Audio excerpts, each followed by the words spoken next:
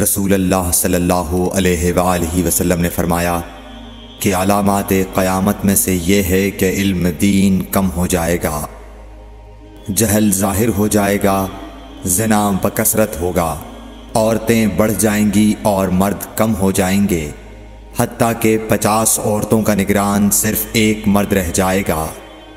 صحیح بخاری حدیث نمبر 81۔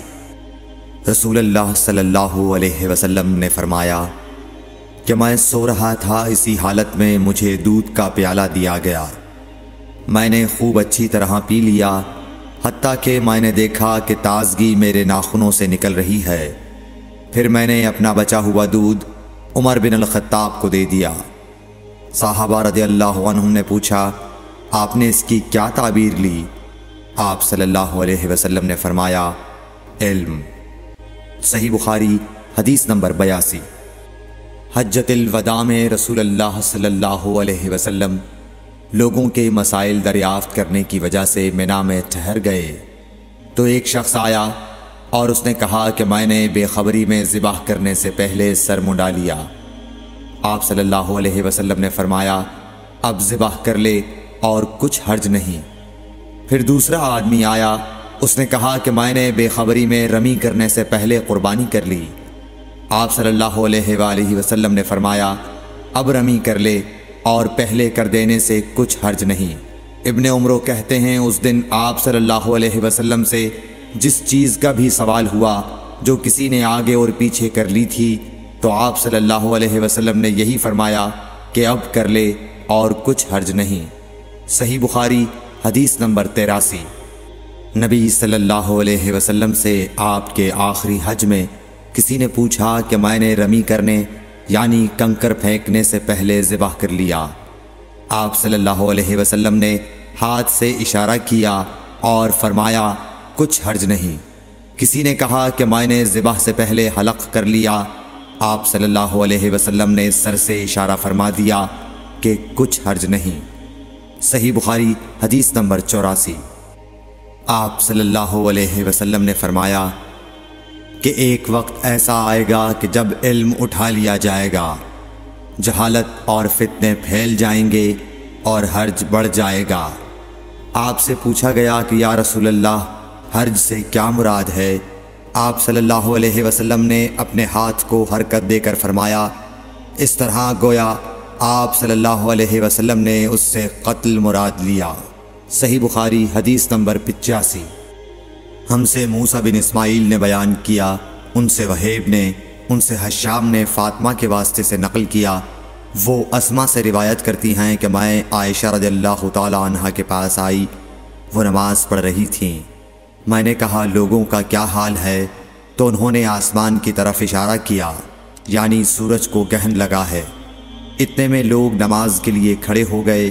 حضرت عائشہ رضی اللہ تعالی عنہا نے کہا، اللہ پاک ہے۔ میں نے کہا کیا یہ گہن کوئی خاص نشانی ہے؟ انہوں نے سر سے اشارہ کیا، یعنی ہاں۔ پھر میں بھی نماز کے لیے کھڑی ہو گئی، حتیٰ کہ مجھے غش آنے لگا تو میں اپنے سر پر پانی ڈالنے لگی۔ پھر نماز کے بعد رسول اللہ صلی اللہ علیہ وسلم نے اللہ تعالیٰ کی تعریف کی اور اس کی صفت بیان فرمائی۔ پھر فرمایا، جو چیز مجھے پہلے دکھلائی نہیں گئی تھی آج وہ سب اس جگہ میں نے دیکھ لی، یہاں تک کہ جنت اور دوزخ کو بھی دیکھ لیا، اور مجھ پر یہ وحی کی گئی کہ تم اپنی قبروں میں آزمائے جاؤ گے۔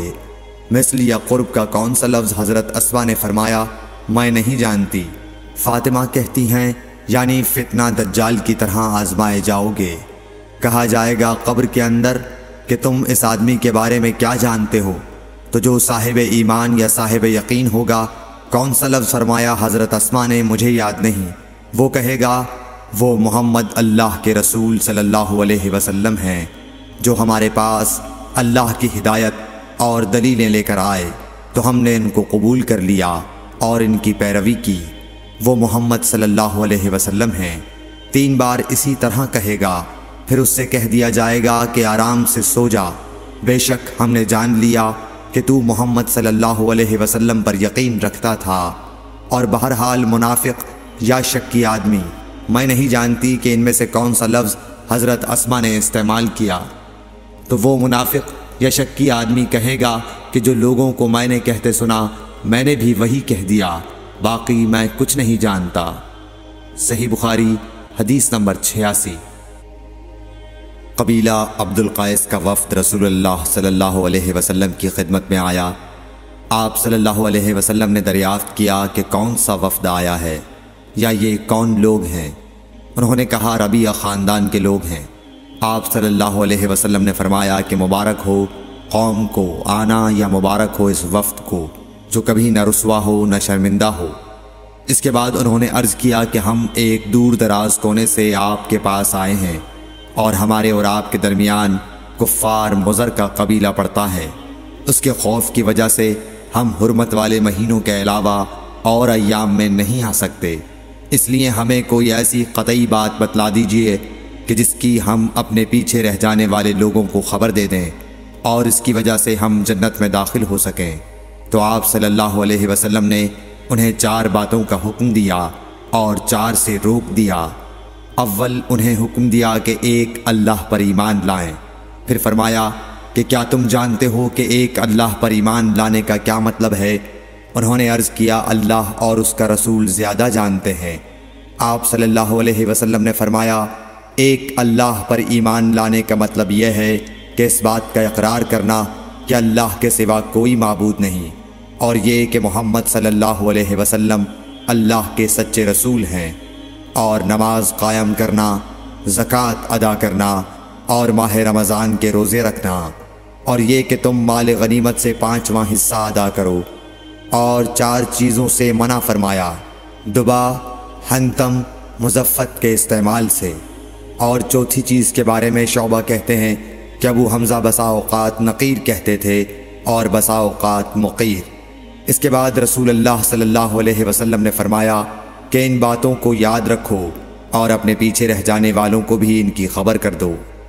صحیح بخاری حدیث نمبر 87۔ عقبہ نے ابو احاب بن عزیز کی لڑکی سے نکاح کیا تو ان کے پاس ایک عورت آئی اور کہنے لگی کہ میں نے عقبہ کو اور جس سے اس کا نکاح ہوا ہے اس کو دودھ پلایا ہے۔ یہ سن کر عقبہ نے کہا مجھے نہیں معلوم کہ تو نے مجھے دودھ پلایا ہے، نہ تو نے کبھی مجھے بتایا ہے۔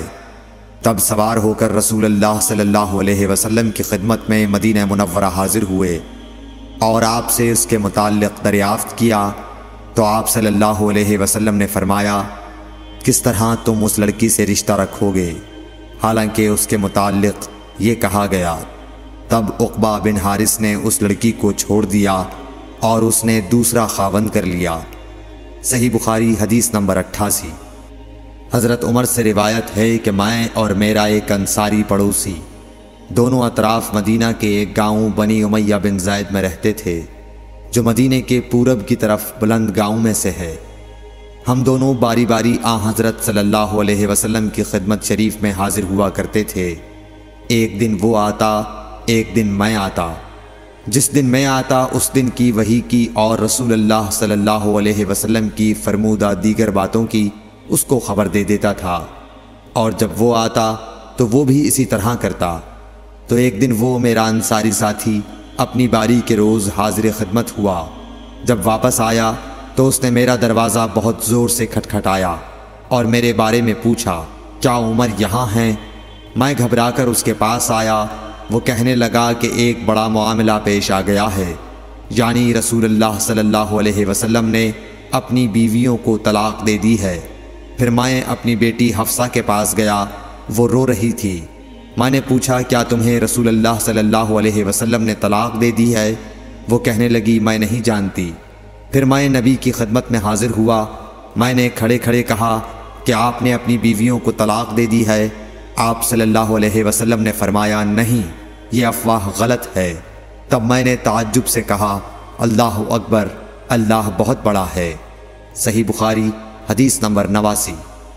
ایک شخص حزم بن ابی کعب نے رسول اللہ کی خدمت میں آ کر عرض کیا یا رسول اللہ، فلاں شخص معاذ بن جبل لمبی نماز پڑھاتے ہیں، اس لیے میں جماعت کی نماز میں شریک نہیں ہو سکتا، کیونکہ میں دن بھر اونٹ چرانے کی وجہ سے رات کو تھک کر چکنا چور ہوتا ہوں اور طویل قرات سننے کی طاقت نہیں رکھتا۔ ابو مسعود راوی کہتے ہیں کہ کہ اس دن سے زیادہ میں نے کبھی رسول اللہ صلی اللہ علیہ وسلم کو وعظ کے دوران اتنا غضبناک نہیں دیکھا۔ آپ صلی اللہ علیہ وسلم نے فرمایا، اے لوگو، تم ایسی شدت اختیار کر کے لوگوں کو دین سے نفرت دلانے لگے ہو۔ سن لو، جو شخص لوگوں کو نماز پڑھائے تو وہ ہلکی پڑھائے، کیونکہ ان میں بیمار، کمزور اور حاجت والے سبھی قسم کے لوگ ہوتے ہیں۔ صحیح بخاری حدیث نمبر 90۔